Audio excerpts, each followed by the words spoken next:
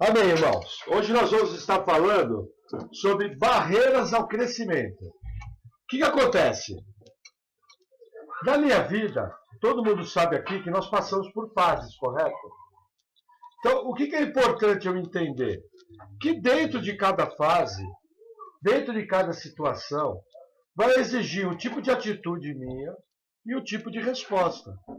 Quanto mais rápido eu identificar a fase que eu estou passando, a dificuldade que eu estou passando, e quanto mais rápido eu caminhar em direção a resolver, mais rápido eu vou vencer aquela fase.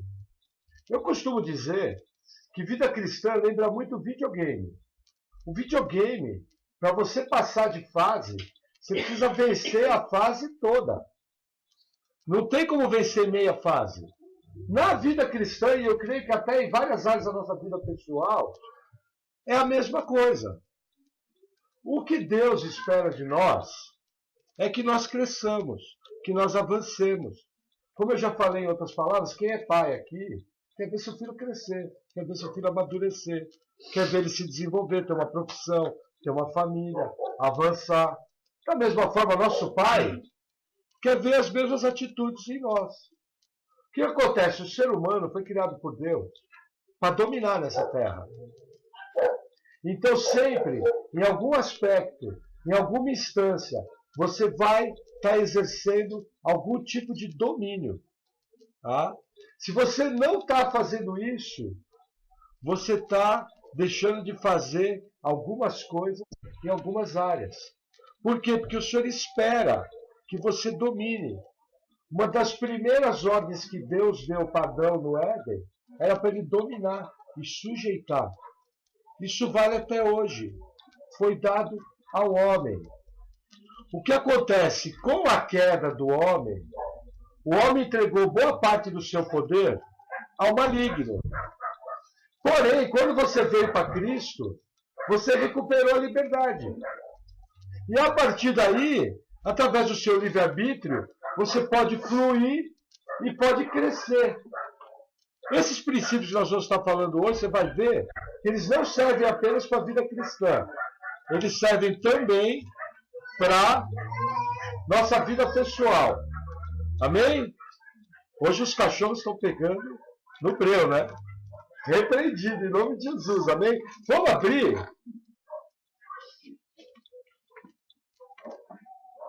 Só providenciar um cone do silêncio para os cachorros. Aí você desligava o botão, eles paravam. Vamos abrir 1 Coríntios 3.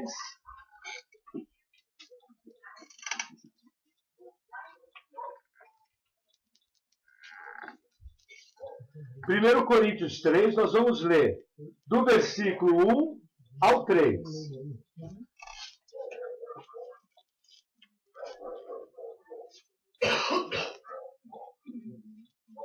Pode ler, Gabriela.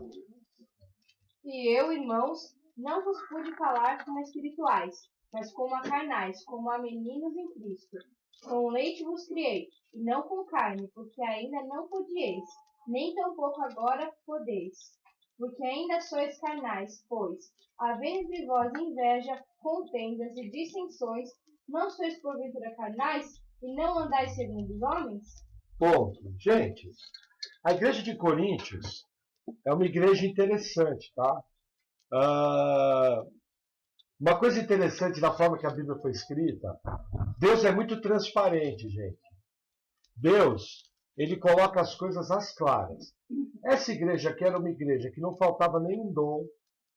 Eles fluíam em dom de profecia, revelação. Havia vários convertidos, muita gente que tinha vindo do paganismo.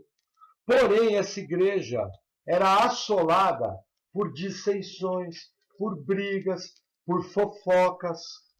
Tá? Como eu costumo dizer, o dom de línguas, a língua desse tamanho, falando dos outros. Então, o que Paulo tinha essa situação aqui? Ele mesmo chegou para a igreja e falou o seguinte, falou, gente, eu não posso falar para vocês como espirituais.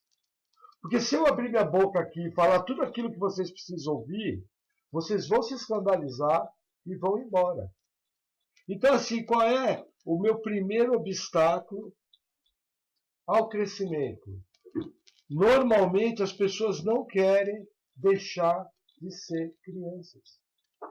E na vida espiritual e na nossa vida pessoal, a primeira atitude que eu tenho que ter é de querer deixar de ser criança. Como eu falei numa outra palavra para vocês, crescer dói. E eu preciso aprender que é necessário crescer. É necessário ter coragem para enfrentar as situações da vida. Por quê? Vocês concordam que Deus está no controle de todas as coisas? Quem concorda? Amém? Amém. Se Deus está no controle de todas as coisas, até as coisas ruins que acontecem para você, Deus pode tirar um proveito positivo, correto? Então o que acontece? Tem gente que está passando problemas na vida porque não está querendo crescer. Principalmente na igreja, eu já expliquei para vocês que a salvação não é o final do caminho. A salvação é o começo. Tá? Nós vamos conversar um pouquinho hoje. Como fluir na vida cristã?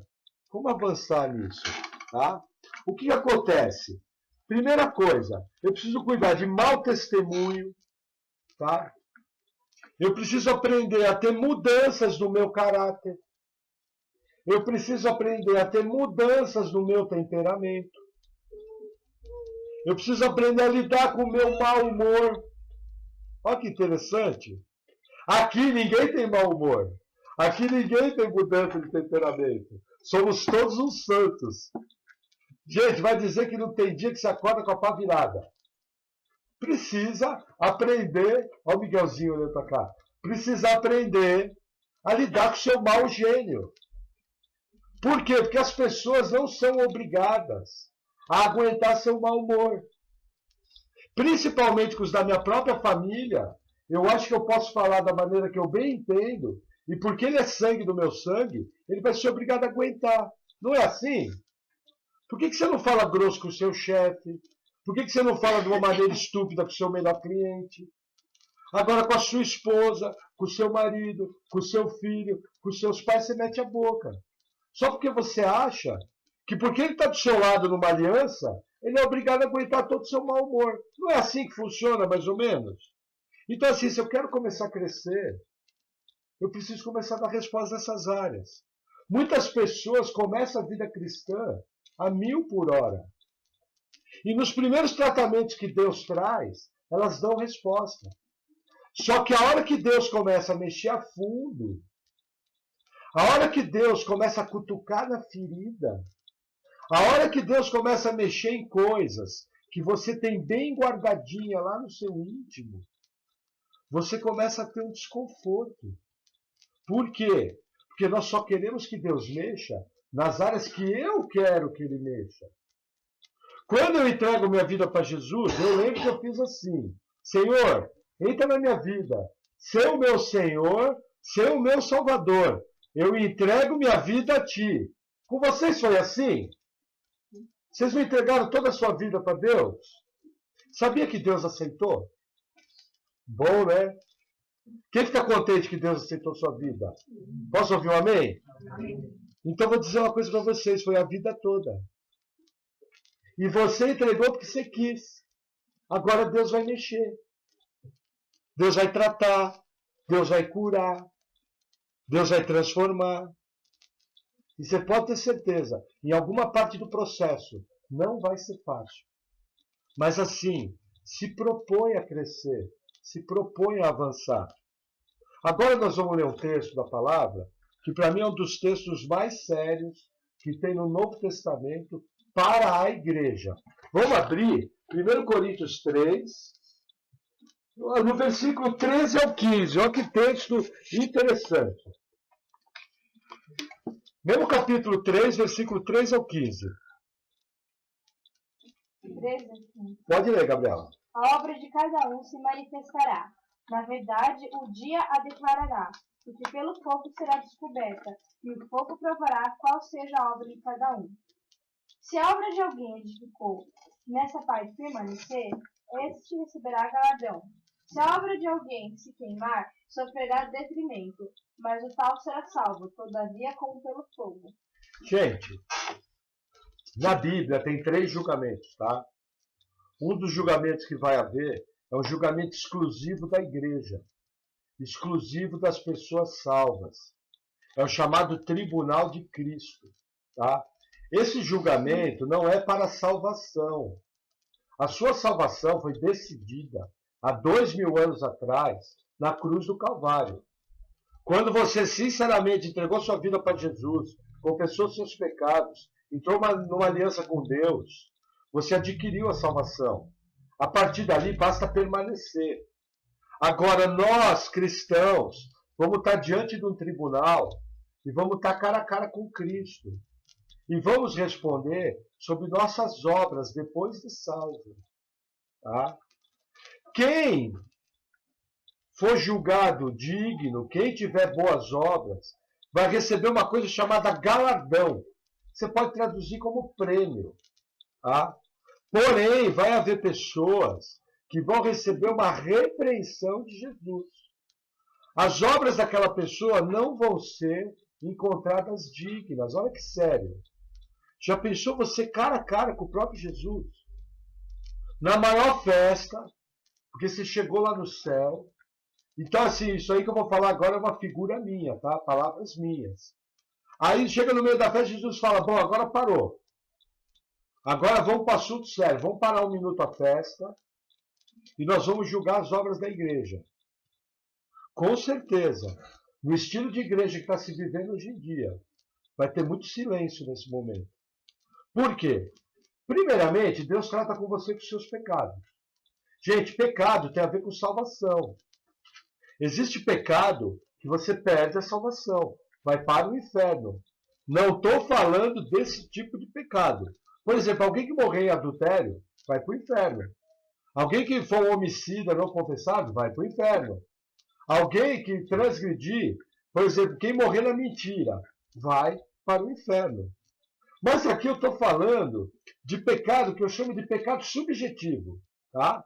A Bíblia não tem categoria de pecado. Mas ela fala que existem pecados que são para a morte e pecados que não são para a morte. Por exemplo, mau gênio é um pecado. Mas ninguém vai perder a salvação por ter mau humor. Tá? Mas vai perder o galardão. Vai perder o prêmio. Então, assim, Deus primeiro, ele trata com você na questão do pecado. Segundo, ele vai tratar com você na questão dos frutos. A Paulo explicou há 2 células atrás as obras da carne e o fruto do Espírito. Deus espera que você dê frutos pessoais. O amor, a benignidade, a paz, a mansidão, o domínio próprio, a temperança. E, como Paulo fala, coisas semelhantes a essa. Gente, é impossível alguém que está andando em intimidade com Cristo, naturalmente, não começar a ser tratado e começar a manifestar esses frutos. Como é que eu posso dizer que eu ando em intimidade com Cristo e sou uma encrenca de 2 pernas?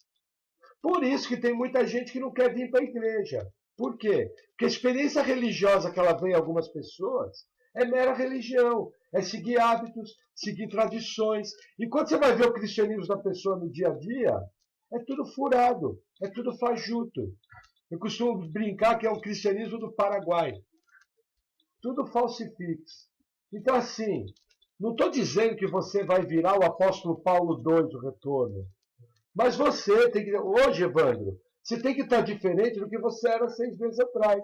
E você tem que estar melhor do que era 1 ano. E eu tenho que olhar para a minha vida, e eu tenho que ser uma pessoa que tenha frutos.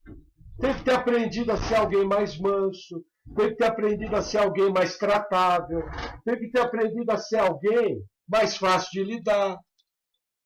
Porque tem gente, os irmãos há de convir comigo, que é cristão, mas é uma encrenca de 2 pernas. Você não aguenta ficar 10 minutos do lado.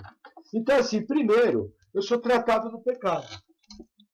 Assim que a minha vida entra num tratamento, que eu rompo com aquelas coisas básicas, que já não cabe mais, porque eu deixei de ser criança, eu começo a desenvolver um caráter. Assim que eu começo a desenvolver um caráter correto, eu começo a entrar na obra de Deus. E aqui é um ponto que eu queria conversar com os irmãos.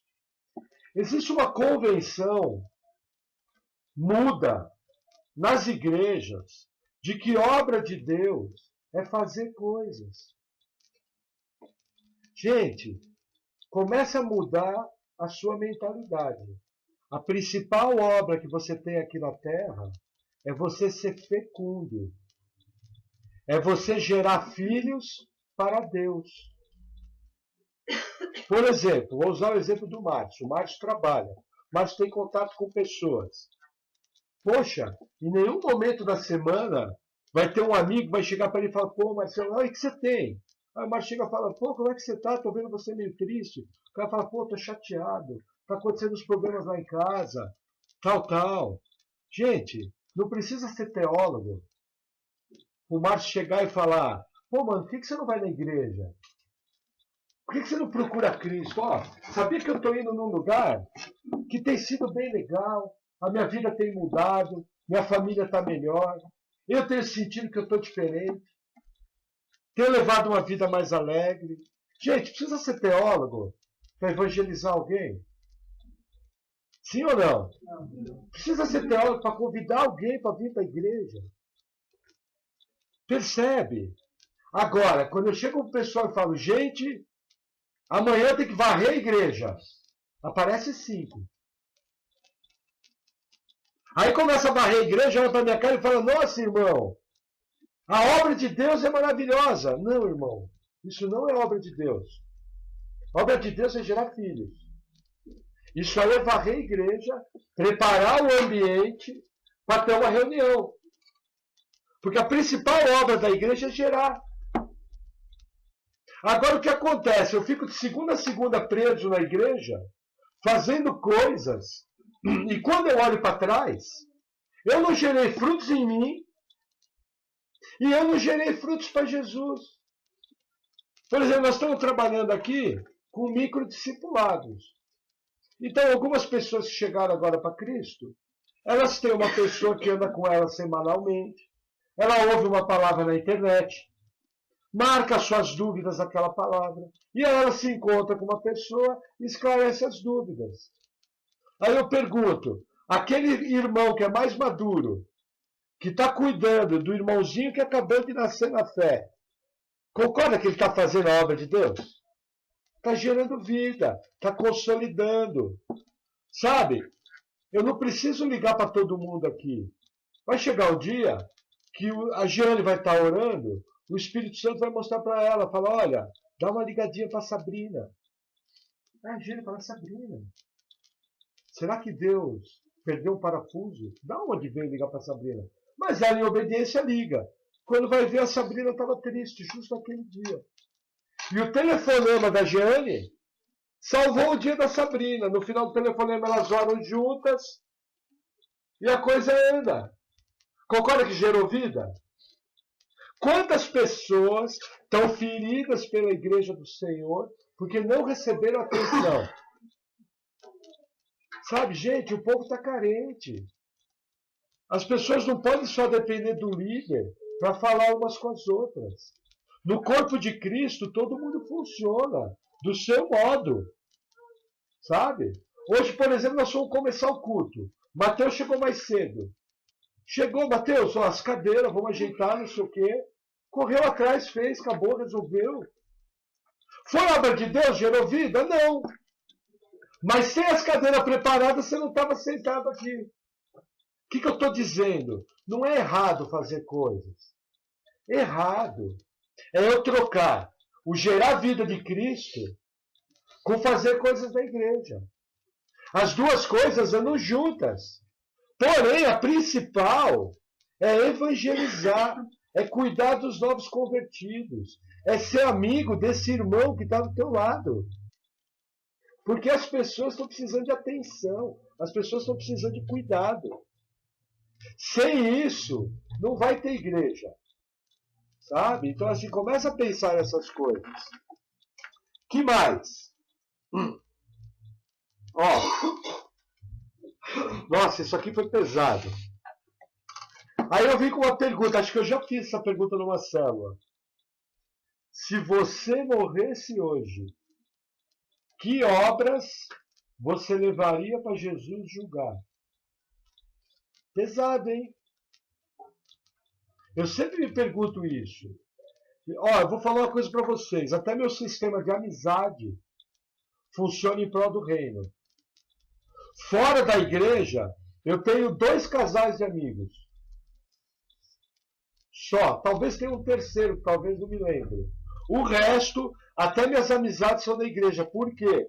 Porque eu quero passar minha vida nesse planeta, minha única vida, para gerar a vida de Cristo nos outros. Quando eu chegar cara a cara com Jesus, eu não sou perfeito. Vai ter obra minha que vai queimar. Correto? Quem anda comigo sabe que eu não sou perfeito. Procuro acertar, mas eu também erro. Agora, algumas obras eu sei que não vai queimar. Que obras? Aquelas na qual eu estou gerando vida na coisa mais importante que tem no universo para Deus. A coisa mais importante que tem no universo para Deus são os seus filhos. E se você não está no projeto de ganhar uma vida para Cristo, ou de dar uma palavrinha de Jesus, você está com dificuldades espirituais. Eu sempre converso com meus filhos. Você já falou de Jesus para o seu amigo? Aí às vezes vem um não. Ou às vezes vem um sim. Eu falo, você sabe que ele está indo para o inferno se morrer sem Cristo, né? Bem simpático, né? Mas é a realidade. Eu não quero ver minha família ir para o inferno. Eu não quero ver meus amigos ir para o inferno. O mínimo que eu posso fazer é falar, cara, vamos fazer uma visita lá na igreja. Cara, não, mas não nasci para ser crente. Não é disso que eu estou falando, cara. Estou falando de Jesus. Estou falando de andar junto. Não estou falando de religião. Você vai ver que é legal, não é bem como você imagina. Tem um monte de lugar legal para ir, tem um monte de gente bacana. Sua vida pode mudar, pronto. Evangelizei. Agora, se a pessoa vai ou não, não é o seu papel. Você tem poder de levar alguém à força para a igreja? Não, nem Deus quer.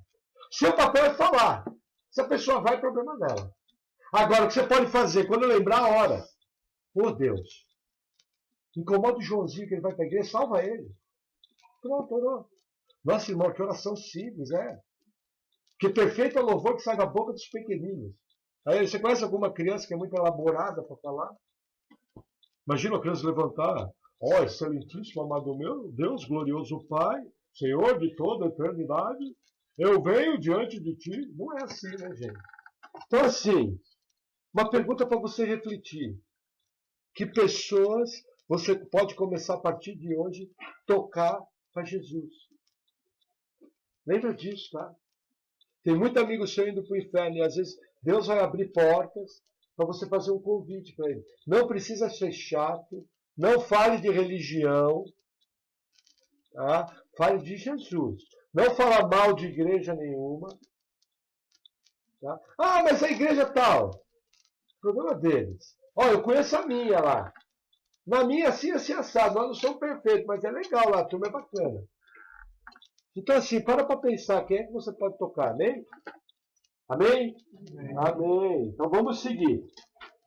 1 Coríntios 10, uma outra área. 10, de 10 a 13. Pode ler, Gabriela. Não veio sobre vós tentação senão humana, mas fiel é Deus, que não vos deixará tentar acima do que podeis.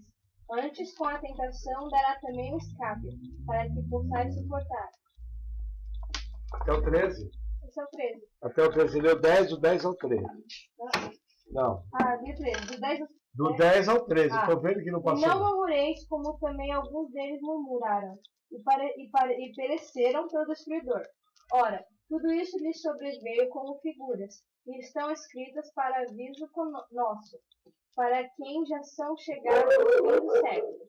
Amém. Amém. Beleza, fechou. Gente, aqui aparece uma figura no versículo 10 chamada destruidor. Destruidor é um poder espiritual, um demônio, um espírito. Tá? Para vocês terem uma ideia, aqueles que no deserto murmuraram contra Deus morreram através desse espírito maligno ou desse anjo. Depois eu preciso pesquisar melhor. Tá? Vamos colocar aqui como um poder espiritual. Tá? Morreram pelo tal do destruidor. Qual foi o erro deles? A Bíblia chama de murmuração. O que é murmuração? A pessoa que vive reclamando. E aqui, para quem já viveu um pouco mais de tempo, vai lembrar. Pessoas que você conhece que vivem reclamando, a vida delas vai para frente? Não vai. Porque eu creio que esse princípio aqui mostra que quem vive reclamando tem sua vida presa espiritualmente. E o que é pior, não aprende a lidar com as dificuldades. Então, assim, se você quer crescer, para de reclamar da vida. No português curto e grosso, sabe? Quem está com problema é uma pessoa que está doente no hospital, com câncer terminal, com uma doença séria. Quem está com problema é alguém que tem um parente internado numa clínica por causa de alcoolismo, por causa de droga. Quem está com problema são pessoas que estão passando fome, não tem o que comer. Aqui está todo mundo gordinho, todo mundo bem, todo mundo corado. Se a gente for olhar, nós não temos problemas, gente. Em geral, eu conheço a vida de todo mundo aqui. Nossa vida é boa, é ou não é? Se eu desconheço algum problema que alguém está passando, me desculpe. Mas, em geral, eu conheço a vida de todo mundo. Pô, todo mundo aqui tem casa boa, todo mundo aqui tem saúde, todo mundo tem uma roupinha legal, todo mundo tem uma família bacana. Eu conheço as famílias de vocês, ninguém aqui pode reclamar de sua família. São perfeitos? Não são. Famílias têm problemas? Têm problemas. Pessoas que vivem junto no mesmo lugar vão ter crises de relacionamento, não tem como evitar. Mas, gente, não tem motivo para você estar reclamando. Está todo mundo bem, todo mundo com saúde, todo mundo em paz. É ou não é? Amém? Amém. Então, o que acontece? É muito importante eu aprender a lidar com as decepções e com os problemas da vida. Sabe como é que eu aprendo a lidar com isso? Arregaçando as mangas e caminhando para resolver. Uma outra coisa que você tem que entender. Deus criou o homem com livre-arbítrio. Nós somos 7 bilhões de seres humanos vivendo numa bolinha chamada Terra. Deus, ele está regendo a Terra sem desrespeitar o livre-arbítrio do homem. Em agravante, quem rege o sistema da Terra é o diabo. Concordam que aqui muitas vezes não é um lugar muito agradável para se viver? Num sistema corrupto, que é o sistema da Terra. Governo do homem pelo homem. Governos humanos cheios de corrupção, cheios de roubo. O rico oprimindo o pobre. É impossível não ter problemas. E em todo esse emaranhado, em toda essa confusão, Deus ainda rege tudo para nos abençoar. Então, assim, aprende a lidar. Dificuldades virão. É natural que elas venham. Não existe esse evangelho da televisão de que não existe problema. Isso é mentira. É impossível. Agora, tem uma receita boa. Quem aqui não quer ter problema? Vou dar uma oração para você. Você ora para Jesus te recolher. Você parte para a glória. Lá na glória você não vai ter problema nenhum. Só que tem o seguinte. Só vai ter foto de novo. Foto de novo. Porque se vai recolher, você vai ter que morrer para ir lá para a glória. Eu prefiro envelhecer, ficar cheio de ruga, cabelinho branco e ir amadurecendo em cima dos problemas. Não é, Marcelo? Nós já não temos chance de ficar muito bonito. Pelo menos vai amadurecer, vai ficar sábio. Não é verdade? Tá? Vamos lá. 1 Coríntios 13 e 11. Lê pra gente, Gabi, voz bem alta. 13. 11. Coríntios 13, 11.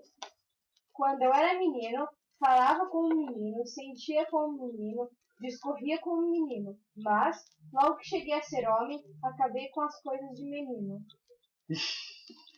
Gente, aqui Paulo é taxativo. Deixei de ser menino. Entenda uma coisa. Todos nós vamos passar por testes e provas espirituais. Porém, Deus só pode testar pessoas que estão caminhando para o amadurecimento.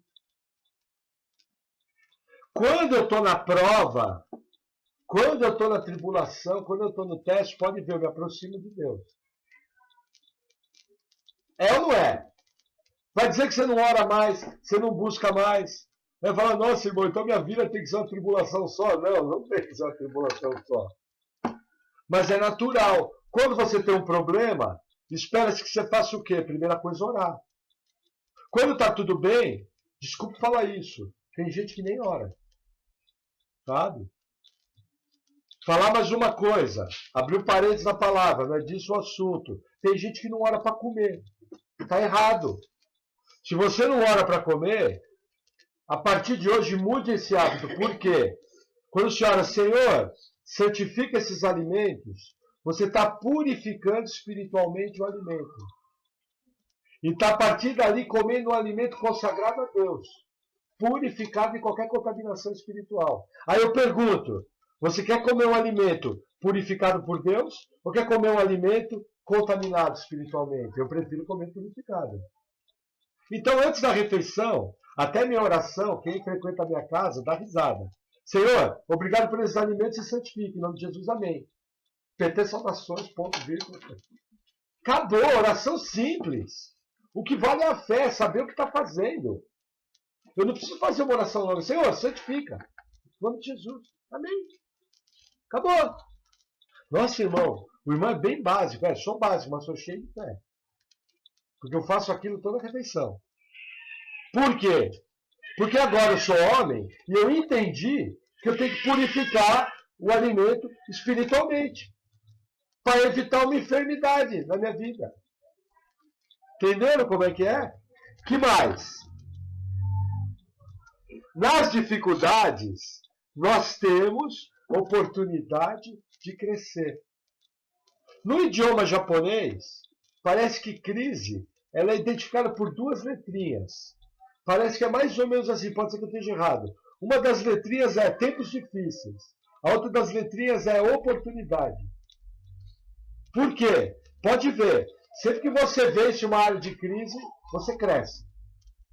Sempre que você vence um problema, você domina aquele problema. Nós falamos aqui numa palavra sobre o fator Golias.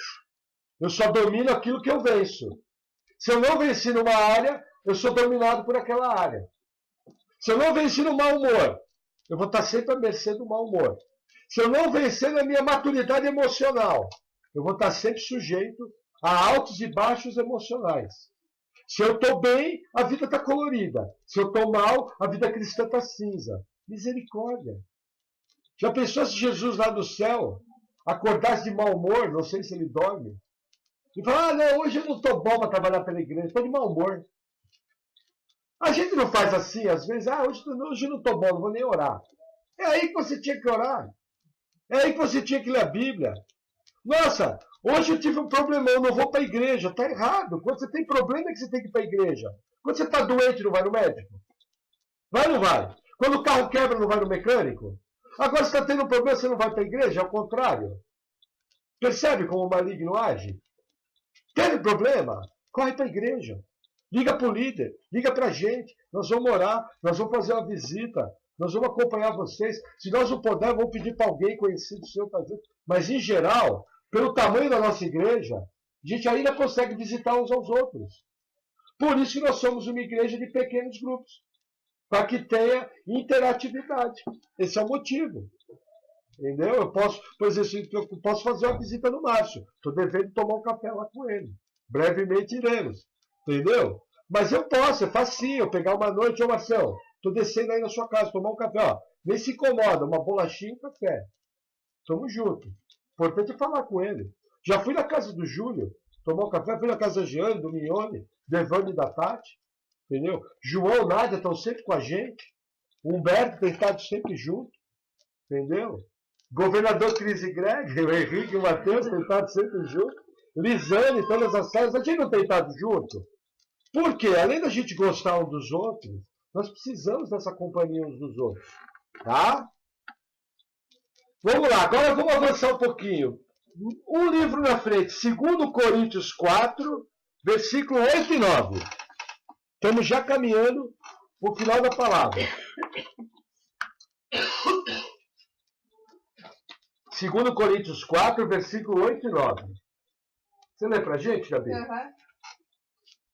Em tudo somos atribulados, mas não angustiados, perplexos, mas não desanimados.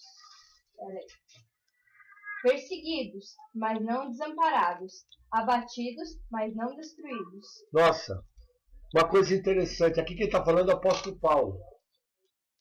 Segundo o evangelho que está sendo pregado hoje em muita igreja, Paulo estava fora da visão. Porque hoje em dia não se fala de luta, não se fala de tribulação, não se fala de dificuldade. Misericórdia. Então o apóstolo Paulo estava viajando. Pedro foi crucificado de ponta cabeça porque era um mané? Ou ele foi crucificado de ponta cabeça porque foi uma testemunha fiel? Percebe? Em tudo somos atribulados. Quer um exemplo? Sua vida vai tudo bem. Legal. Aí liga um parente que você gosta muito, que não conhece Cristo. E naquele telefonema, ele conta uma série de problemas para você. Você não vai desligar o telefone atribulado? Você não vai desligar o telefone preocupado? Você não vai desligar o telefone chateado? Provavelmente você vai dar um suspiro e falar: puxa Deus, cuida lá do meu parente. Entra na vida dele. Você vai ficar, olha, se o assunto for sério, você vai ficar umas 2 horas chateado, no mínimo. Gente, existem coisas que nos deixam perplexos. Aí o que acontece? Qual que é a característica de alguém que não cresceu? Ele fica preso. Ele não sabe lidar com problemas, com crises e com dificuldades. Se você chegar para uma criança e der uma coisa difícil para ela lidar, o que ela vai fazer? Vai sair correndo. Nossa sociedade moderna, século XXI, tem um monte de adulto que sai correndo dos problemas. E o que é pior, quando eu corro dos problemas, e eu sou cristão, tem um princípio pecaminoso envolvido nisso. Por quê? Se eu sou cristão, quem mora dentro de mim? O Espírito Santo de Deus. Tá? O que acontece? Se o Espírito Santo mora dentro de mim, concorda que eu tenho todas as ferramentas para resolver meu problema? Ou para lidar com ele? Concorda que omissão está errado?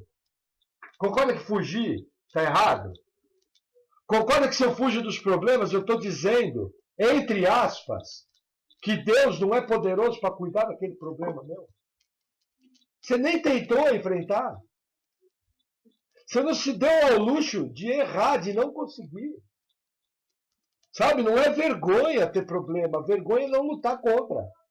Vergonha é cruzar os braços. Vergonha é ficar paralisado pelo problema. E quer ver uma outra situação que mostra que a pessoa é infantil? Quando chega o seu líder, a igreja do nosso perfil, até para quem está chegando agora, deve achar muito legal. Mas deixa eu te falar uma coisa. Vai chegar um momento em que você vai estar cara a cara comigo, com essa figura simpática, e eu vou falar algo que você não vai gostar. Irmão. Por quê? Para crescer, o líder que quer que a pessoa cresça, com jeito, com amor, vai chegar uma hora e vai falar: ó, irmão, está na hora de parar com isso. Isso aí está atrapalhando sua vida. Isso aí está errado. Você precisa dar resposta. Alguns aqui nós já tivemos esse tipo de conversa. Só qual que é o papel do líder? Falar em amor. Falar sem ferir a dignidade de ninguém. Falar respeitando o livre-arbítrio da pessoa. Saber conversar. Esse é o talento do líder. Mas tem que falar. Fatalmente um dia, você vai chegar para mim e falar: ó, mano, deixa eu te falar uma coisa aqui, ó. Lembra aquele dia que você falou isso, lembro? Pô, cara, não gostei. Aí eu vou te dar uma resposta. Pô, meu, me desculpe. Não pensei por esse lado. Ó, quando eu falei, eu quis dizer isso, aquilo. Explica-se as coisas. Se você tem uma aliança e andar comigo, eu tenho uma aliança e andar com você, nós vamos superar essa crise. Aí, se não superar, nossa aliança é fajuta. São 2 crianças. Concorda? Pô, que tipo de aliança é essa? Que no primeiro problema você pula fora? Na primeira encrenca, primeira crítica, Vira o crente biquinho, crente dodói. Aí ele falou, não gostei. Lógico, quem anda conosco, principalmente quem conhece a Paula, eu, por exemplo, sou um pouco mais direto.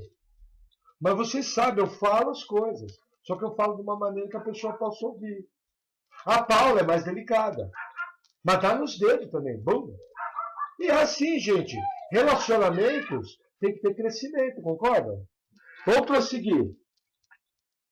2 Coríntios 4, versículo 16 e 18.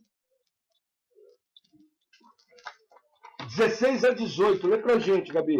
Por isso não desfalecemos, mas, ainda que o nosso homem exterior se corrompa, o interior, contudo, se renova de dia em dia. Porque nossa leve e momentânea tribulação produz para nós um peso eterno de glória muito excelente. Não atentando nós nas coisas que se veem, mas nas que se não veem. Porque se as que se veem são temporais, e as que não se veem são eternas. Gente, vamos aprender o princípio aqui, tá? Primeira coisa, eu não posso desistir. Se eu desistir das lutas, eu perdi, tá? Segunda coisa, eu tenho que manter meus olhos fixos em Cristo. Manter meus olhos fixos em Deus. Nós temos um tempo de vida aqui nessa terra. Nós compramos, nós vendemos, nós trabalhamos, nós construímos casa, nós compramos carro, nós compramos roupa. Só que, gente, isso aí são coisas momentâneas. Vai passar. Quando você adquire algo espiritual, você está adquirindo coisas para a vida eterna. Para um mundo que você ainda não consegue enxergar. Mas Deus não vai deixar de te premiar. Existem problemas, gente. Por exemplo, eu lido com problemas na minha vida que eu percebo que há mais de 20 anos esses problemas não se resolvem. Não é um problema diretamente da minha vida, mas é um problema do círculo que eu tenho, que por alguns motivos não posso falar aqui, os irmãos entendem. Tá? Então o que acontece? É crônico. E eu olho para o problema e falo, gente, como diz o pessoal crente, só Jesus dá calma. Porque não tem. Por exemplo, ontem na célula aqui, a Rádio Patmos já me disse que falava de perdão na célula. E a Paula colocou uma coisa sobre família. Por exemplo, como é que você vai lidar com família? Família você precisa saber lidar. Você pode apertar a tecla delete na família? Não. Mas você precisa aprender como se relacionar com a sua família. Porque assim, você escolheu seus parentes? Não. O único parente que você escolheu foi sua esposa e a família dela. Seu marido e a família dele. Esse você escolheu. E olha, muita gente nem olha direito a família. Olha só o marido e a esposa, porque quer só a bênção. Só que junta, às vezes, é um pacote de encrenca. Não é nosso caso aqui. Vai dar alguma encrenca. Mas não é verdade? Você tem como deletar a família? Não tem. Precisa aprender a lidar. Existem situações que são crônicas. Quando você começa a andar com Cristo, a turma tira sarro, chama de fanático. Fala que virou religioso e agora virou crente. É ou não é? A turma não entende. Ih, era todo torto, pilantra, safado. Agora está indo para a igreja e acho que virou santo. Não. Eu estou indo para a igreja porque eu quero me santificar. Eu ainda não sou santo, mas estou tentando. Não é assim? Então, assim, gente, essa questão tem problemas que são crônicos. Porém, aquilo que você faz de correto, você vence, leva no teu corpo as marcas do guerreiro, e aquilo vai refletir na eternidade. Olha que legal! Sabia que todas as nossas obras vão vir à luz? Todas. De toda a humanidade. Nós vamos saber tudo que as pessoas fizeram às escuras. Sério, né?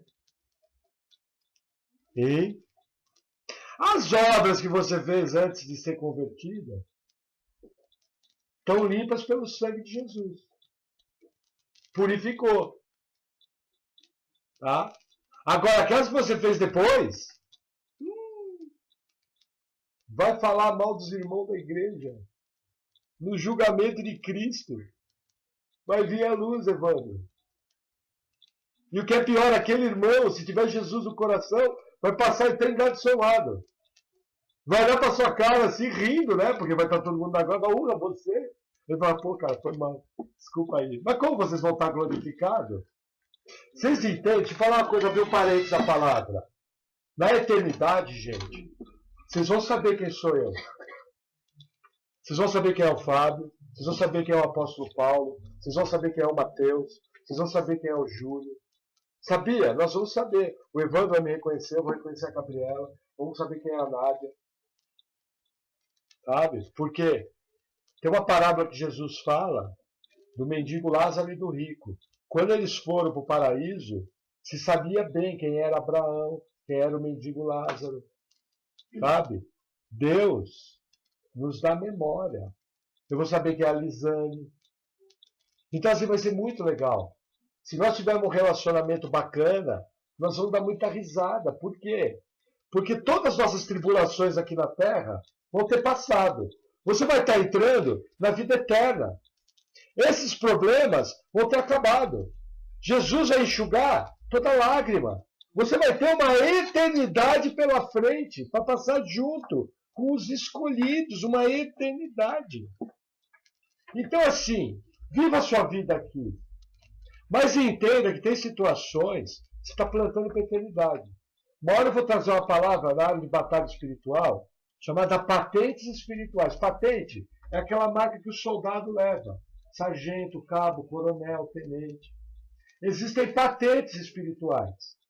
Essas patentes eu ganho na minha vida cristã quando eu dou a resposta certa.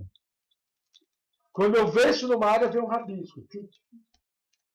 Quando eu venço em outra área, vem um rabisco. Por isso que tem gente que às vezes quando vem para a igreja, está com tudo pronto. Fala, nossa, esse cara aí, Deus abençoou grandemente ele, mas ele converteu faz 1 ano. Não, irmão. Faz 30 anos que Deus está ralando com ele. 30 anos que ele está tendo que aprender um monte de coisa. Só que Deus sabia que ele só ia se converter depois de velho. Então Deus já foi tratando com ele na vida, para a hora que ele convertesse, estivesse mais pronto. Concorda que é coerente? Ou vai dizer que antes de você vir para a igreja, você nunca passou por tratamento na vida? Você nunca teve que vencer luta? Você nunca teve que se preparar para algo? Você nunca teve barreira? Gente, Deus sabia que nós íamos estar aqui, no dia de hoje, a esse horário, falando desse assunto. Deus sabe de todas as obras, até aquelas que ainda não foram feitas. Concorda? Então assim, gente, plante coisas para o seu futuro. Experimente crescer. Experimente avançar. Dê a resposta certa. Seja alguém mais bem resolvido. Busque frutos do Espírito Santo. Busque frutos genuínos em Deus. Quando eu costumo usar essa frase, deveria patentear essa frase.